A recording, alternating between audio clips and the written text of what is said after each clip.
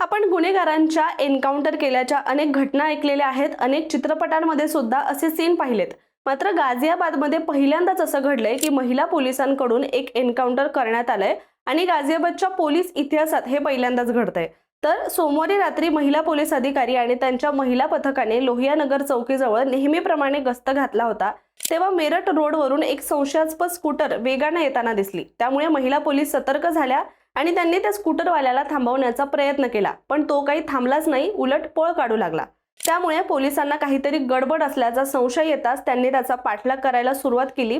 तितक्यात त्या व्यक्तीचा स्कूटरवरून तोल गेला आणि तो जखमी झाला। त्यामुळे पोलिसांना काहीतरी गडबड असल्याचा संशय येताच त्यांनी त्याचा पाठलाग सुरू केला आणि तितक्यातच त्या व्यक्तीचा स्कूटरवरून तोल गेला आणि तो खाली पडला। त्यावेळी पोलिसांनी त्याला आत्मसमर्पण करायला सांगितलं, तर त्याने चक्क नकार दिला आणि अचानक महिला पोलिसांवर गोळीबार सुरू केला।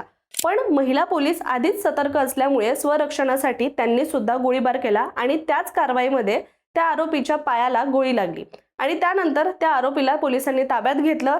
तेव्हा त्याच्याकडून चोरीची स्कूटर, मोबाईल, टॅबलेट, बेकायदेशीर शस्त्र आणि दारुगोळा जप्त करण्यात आला। मात्र गाझियाबादच्या पोलीस इतिहासात पहिल्यांदाच एका महिला पोलीस पथकानं अशी धाडसी कारवाई केल्याचं समोर आलंय।